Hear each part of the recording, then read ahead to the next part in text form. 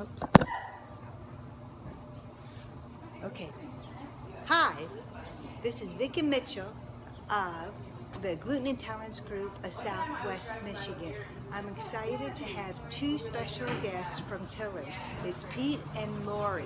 They are willing to share their unique, not so unique, their journey. What's interesting about this couple is that they have both. Lori has the sensitivity issue, and Pete has the celiac. So one of our members, Ursula, who is a CSA member of the Tillers Farm, which they are the, or is it the owners, or how would you describe your role at the Tillers Farm? My role is as an organic farmer, and I use space at Tillers and contribute skills and expertise to a lot of their programs. Okay. And and it's a valuable piece of land that we utilize. It's been well cared for, and that has allowed for the production of really, really high quality produce. Okay. And Ursula thought this couple would be a great interview because one is celiac and one has the sensitivity. So, Pete, let's start with you. Can you kind of describe your journey about your identifying your disease and how you've helped manage and heal it? Sure.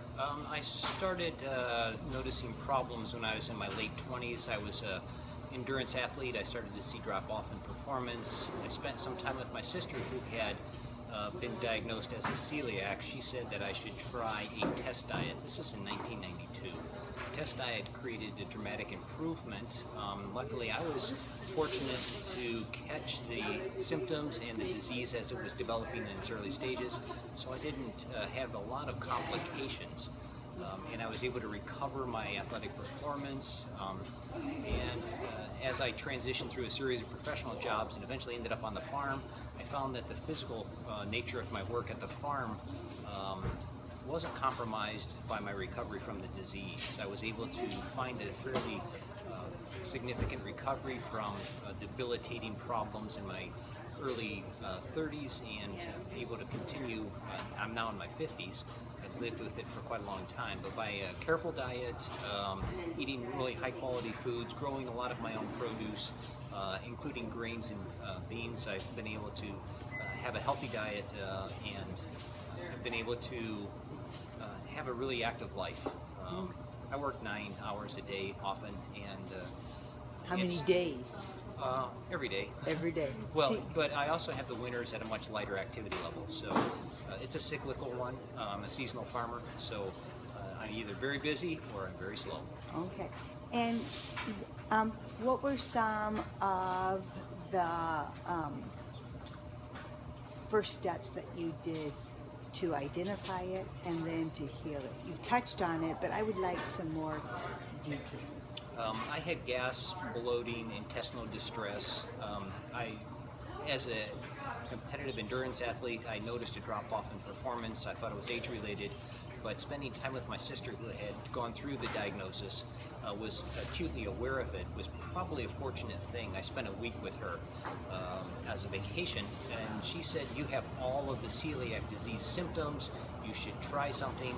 Willing to try it because of the drop off in performance.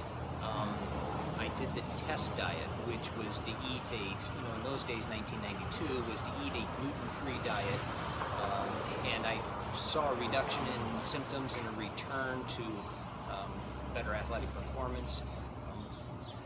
So that the test diet simply just eliminated all of the easy to eliminate sources of gluten in the diet, eliminated bread, and of course in 92 there were very few choices as far as breads and things, so it was a change in diet, shifting to rice, and I ended up having to make all of my own foods, and having been a gardener since 1984, I started to grow a lot of my own produce and add it to my diet, and it became a journey of improving health from, it was a holistic change.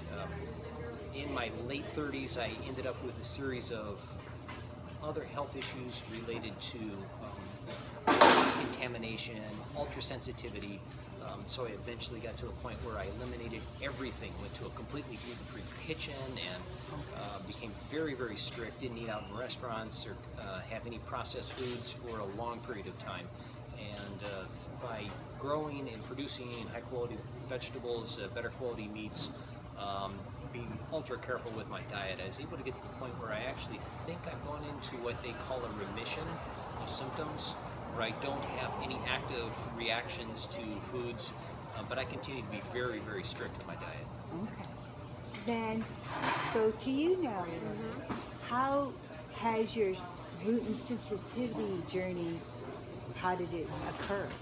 How did it start, and how have you been managing?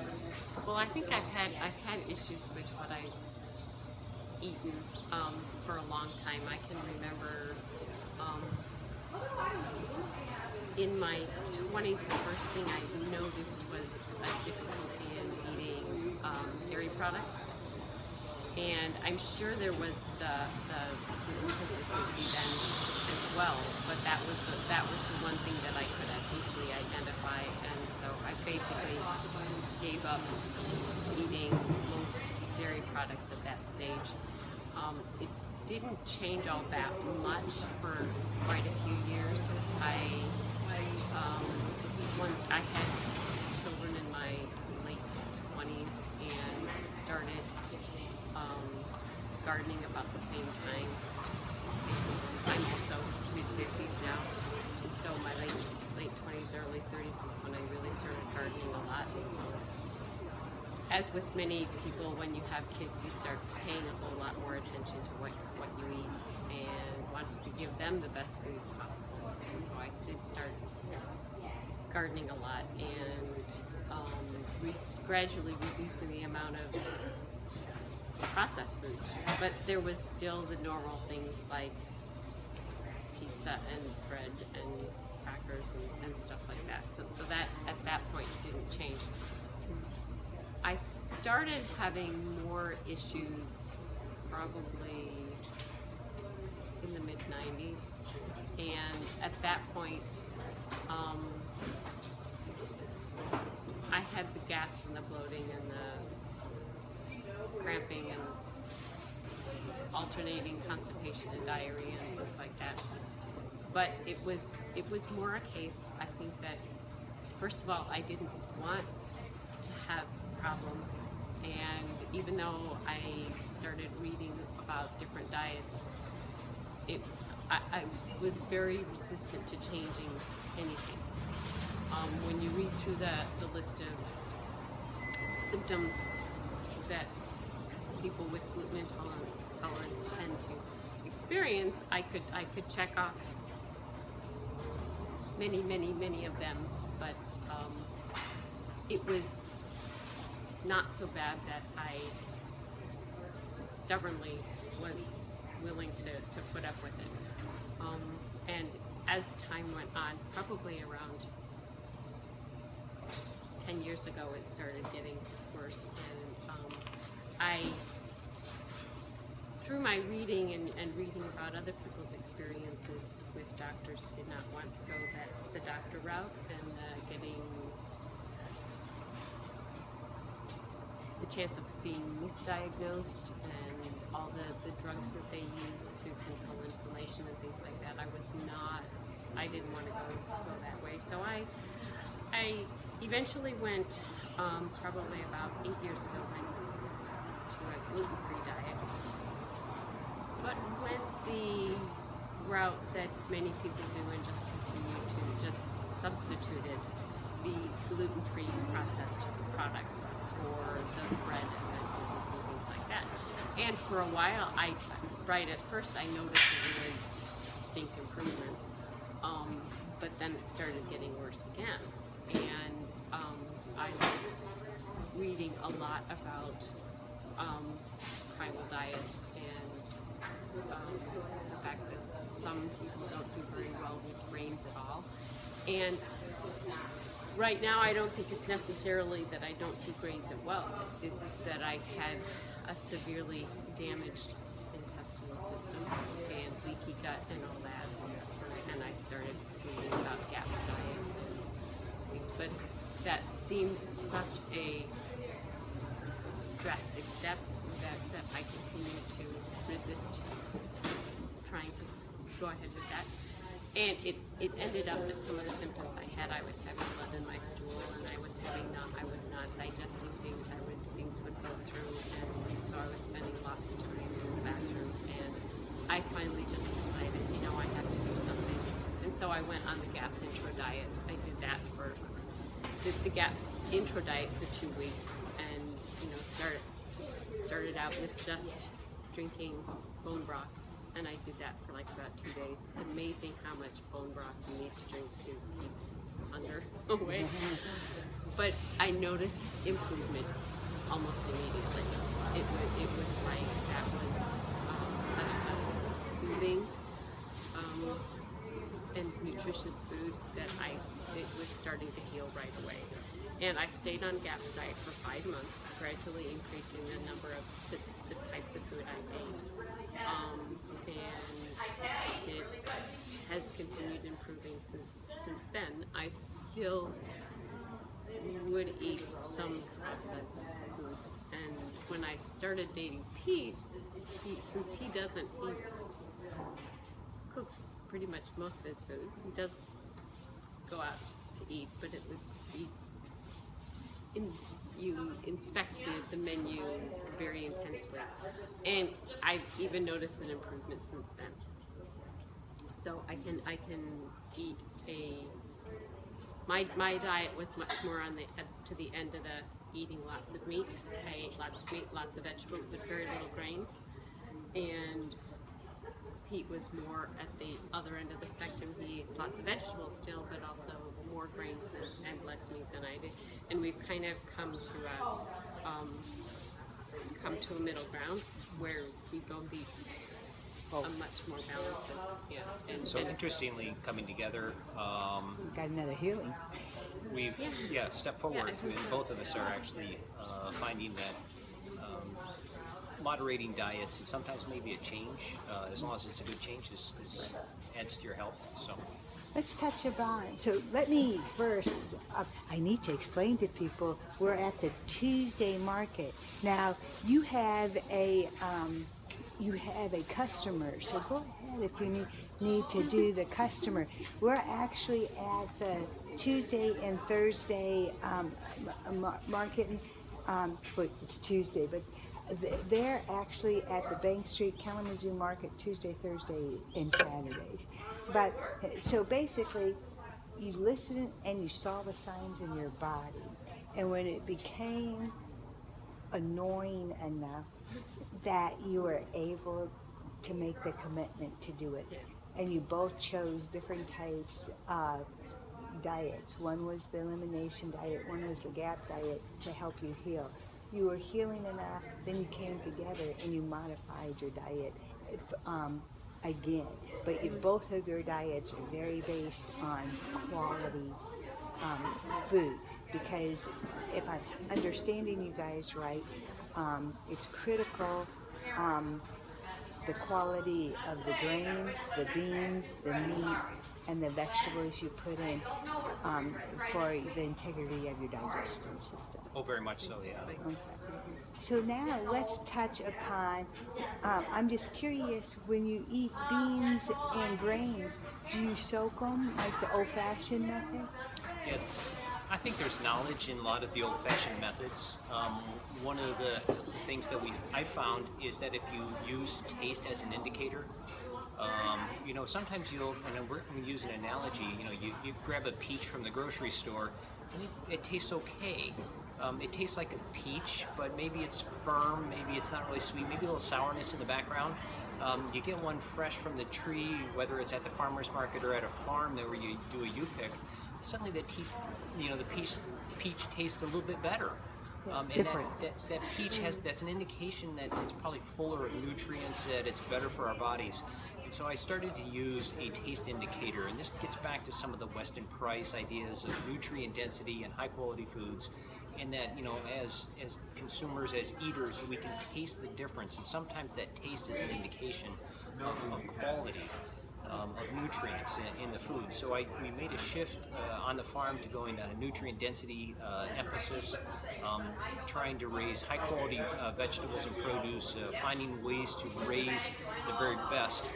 And when my experience with beans is that I started to taste a difference in the bean that had been allowed to soak. Not just one day, but the day that the enzymes in the bean itself actually get bubbly and it starts to come alive. It changes some of the compounds in the bean characteristic, improves the flavor, improves the palatability, probably improves the nutrition. So we start using taste as an indicator. A lot of things suddenly start to taste a lot better, and you start to crave the better tasting things, getting away from the sugars and the fats. And of course, this is all part of a long process. And Right. we're so accustomed to eating sweet and fatty and salty foods that when you start to eliminate things and you start to realize that it's flavor that you're craving and maybe a crunch or something like that, you start adding those things back into the diet. But I do raise corn that I grow specifically for my own diet, and we eventually added that to the offerings that we have at market through a polenta corn, also through a corn meal that we offer. These are grown on our farm, and they're old-fashioned heirloom types, varieties that have been in existence for a long period of time and were prized in the day for their palatability and their storing or their improvements over time. So we're very careful about looking into and checking these things out. And Tillers is an organization that uses ancient rural skills to farm with. And so it kind of fits in with what we're trying to do is find the traditional things, the traditional nutritional aspects in foods, raise them in a traditional manner so that we can nourish ourselves rather than the emphasis on processing and convenience that's kind of dominated. And strictly on quantity too. Right. So let's touch upon, because you're not quote unquote organically certified, but you really use the old-fashioned methods of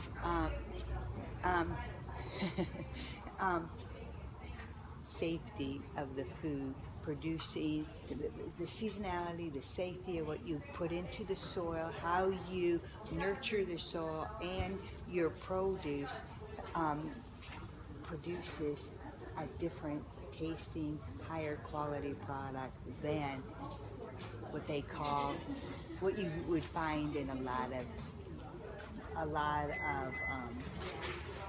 big farming. Yeah, one of the things that rather than calling it old-fashioned farming, we like to call it new-fashioned farming because we've had a lot of technological improvements. We understand a lot more. In the last 10 years, we've had researchers look into some of the aspects of how to care for the soils, and when the soil is healthy, we have healthy food. Healthy food creates healthy people. So we've moved away in emphasizing quantity production, which Lori's touched on. So long the emphasis has been more, but Cheap. yeah, at low prices. If we emphasize the quality of things, emphasize the nutrient values of foods, then we find that the people are nourished better. And really, when it comes down to it, a lot of times it's finding the nutrition in the food that helps us heal our bodies after we've had the losses and the destruction that we see with some of the foods that we consume that lead to things like celiac or other autoimmune diseases. Anything. Right. Inflammation starts in the gut, Right, and that exactly. creates the diseases. So if I'm hearing you right, number one, you believe obviously in seasonal, and you believe in supporting the soil. You believe in using methods that support high quality, high flavor foods with no chemicals. Right, no chemicals, nothing synthetic, using traditional varieties. The traditional varieties often do better than a lot of the new hybrids. And as a producer of food I'm a home gardener for over 30 years. I'm a commercial farmer for the last 10. The old varieties, when we have difficult weather conditions, when we have farmer ignores something, they're the ones that produce still consistently high quality foods. So we really put an emphasis on selecting the varieties and cultivating those that create good foods for us. Okay. Let's touch upon CSAs, community supported agricultures. Can you tell me a little bit about your CSA, and do you have any openings for this season? What seasons, how many CSAs do you have during the year, and when is your opening times to become a member? Yeah, CSA is a way of participating in the production from the farm. Our CSA is one farm only. I produce for the members of the CSA, and when you join before the season, and limited numbers have been added during the season if we have openings. This year I grow for 15 families. I'll expand it slightly next year. During the slow season, the off season, November through May is when we look for new members. We take new members on, and after that is usually the season's closed. What we don't sell through the CSA then comes to market. So we really emphasize getting people buying it before the season. You're prepaying, you get more food at a better price through the CSA by purchasing it pre-season. For the farmer, for me, it's a great way. I have a Thursday or a Saturday pickup, and I know who's coming, I know what they like. We don't deal with money. The money aspect's taken care of at other times. So we talk about recipes and what's coming, and the seasonal aspect of producing food in Michigan is really, really a strong part of what we do. We start out with greens in the springtime. We slowly add things like beans and squashes, and then we add the tomatoes and eggplant. Of course, right now, toward the end of August, we have a bounty of food, and we have more than we can, get everybody to take home with them. But that, creates opportunities for what we sell here at market, and so the CSA is really a way of you individuals to participate in production from, a quality producer and a quality farm. And how do people get a, if they don't come to the market on Tuesday or Thursday or Saturday, or if they're interested in finding more information or talking to either one of you, how can they do that? My farm's name is Agropraxis Farm, AGROPR. Okay, say it again slower. Yeah, Agropraxis Farm. Okay. Agro means farm, and praxis is action. It's Greek throw together. And Agropraxis Farm is listed on Local Harvest, which is a website that you'll find local farms listed at. So you can look it up on Local Harvest. Localharvest.com lists us along .org, yeah, localharvest.org, sorry. And you can look at our farm up on there. There's information about the CSA there, about our market presentation and presence, it also talks about when the CSA season is from late May through October, how you get a share of the farm on a weekly basis. So that would probably be a way to look us up, and we welcome people who have questions, and if looking for additional information. There's a way through the localharvest.org website to contact us and email us directly, and it lists our phone number, and or you can, somebody's in Southwest Michigan or visiting, they're welcome to come by market and chat with us, meet the farmer face to face, talk with us about your experiences, and how food has been both the bane of existence, but also finding pleasure in it again. And healing. And healing. Yeah. Amen to that. Mm-hmm. So we had touched about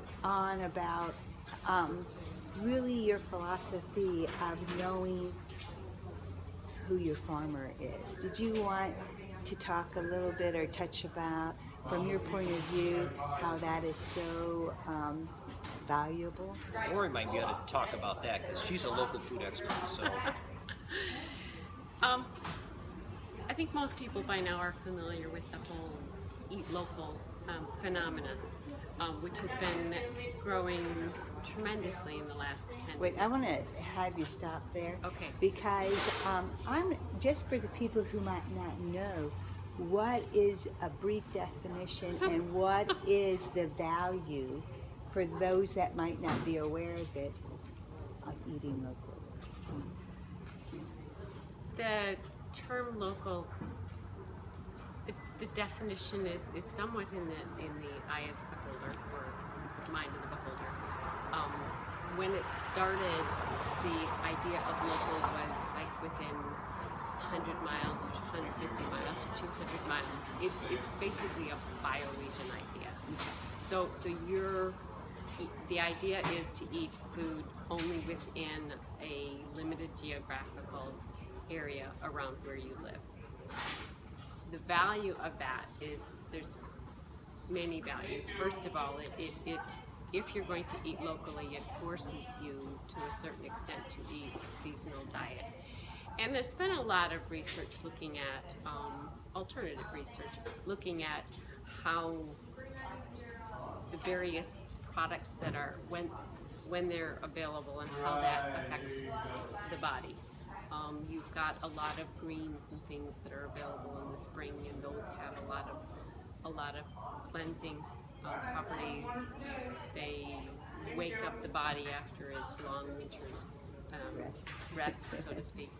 And then you get into a lot more the summer product, the summer produce that are high moisture and help with water regulation and throughout the year you've got foods that have a different mix of nutrients, and as you go through the year and you have different weather conditions, your body needs different nutrients.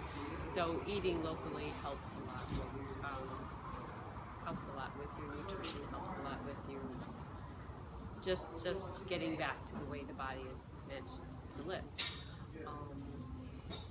Eating locally assures you the freshest produce, as long as you are on a conversational basis with your farmer, because farmers have storage facilities as well, so you can store things in your refrigerator storage for quite a while, and so unless you have that conversation with your farmer, you don't know when things have been picked.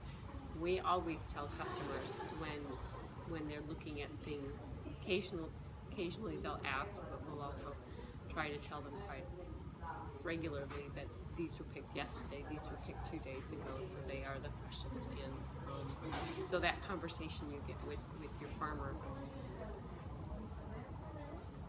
gets you the most current information about the food. It educates you on what types of food to look at, what details about how it's grown. If you go to the market and you start asking questions about what things were things sprayed on the food, and a farmer ends up being really vague about their answers, well, maybe it's time to start talking to your farmer, because if they're not open about what they do, how they raise the food, then you have no control over what they're doing. So that local aspect is incredibly important for not only your health but your education and just the way you live, and also supporting the farmers locally. We've got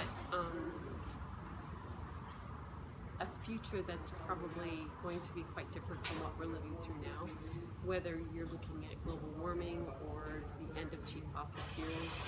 So the need for a whole lot more farmers locally is intense, not only because of the current age of most farmers, but also because it may just be a whole lot more expensive to get food from further distances further away. So supporting your local farmers can also improve the future availability of food. I'd like to add one thing about local food, is that there's a perception that farmers market food is expensive. One of the things is that there are specialty things that are expensive, and we do have, we like to make, a living at producing the food that we have. But when things are at bounty, right now tomatoes are in season. They are everywhere, and you can get tomatoes at very, very reasonable prices at markets. So If you bought a tomato in July, you would spend a lot of money for that tomato. If you buy a tomato when it's at peak season in August or September, then it's much more affordable. So you'll see the seasonality of foods, but you also will start to recognize the seasonality of pricing and when it's appropriate to buy certain things. So great. actually, when most farm marketers are well aware of what the stores, the big retail marketers will offer out their foods. When you buy peak product in, at peak season, we're actually much cheaper than the grocery store. It's the rare items, the out-of-season things, the specialty items where a lot of farm marketers carry a little bit of those to boost their income that you'll pay a little bit more money for. Or maybe you'll feel like you're giving your whole paycheck to get those items. But if you're buying in-season produce, it's very reasonable. Well, that's a wonderful tip. Is there anything else you would like to say before we close? The journey of food in our lives can be one of incredible, health issues, but it can also be one of enjoyment. And Lori and I love fixing food for each other. We really look forward to, we take turns in the kitchen, and we both have cooked a variety of different foods, and we have broad varieties of tastes and interests in. We've found enjoyment in that. Celebration. You brought the celebration back in. Yeah, we really enjoy both growing the food, fixing the food. We have a group of local farmers. We like to swap and exchange with them, and it's a wonderful journey for where we're at in our lives right now. Great. How about you, Laura? Well, I wanted to add on to the idea of another reason why it's important to eat locally, and that is that the idea that the food is more expensive also brings into the idea of equity. Yeah. And a lot of the food they get in the grocery store. They're able, ma'am, if you would like to purchase something, you're more than welcome to do it. I can tell you they have wonderful produce. We're still looking. Okay. A lot of the food you get in the grocery store is farmed off the backs of people who are not making a lot of money, Fair wage. who are not getting a fair wage. And one thing that you're doing by purchasing at the farmer's market direct from the farmer, you are paying the true cost of that food. And so you're in many ways supporting a whole community of farmers and others by paying what food is really worth. And because we raise food to focus on the high nutrient value of it, you're getting the best value for your money. Well, thank you. And it's starting to pick up, so I don't want to keep you from your customers, but I and the Gluten Intolerance Group of Southwest Michigan really appreciate your time and effort. This is actually being pre-recorded, and it will be shown during our September 2016 meeting. So thank you so much, and Thank you, have a Vicki. blessed day. Thank you. It's been a pleasure dealing with you. Thank you. Bye-bye.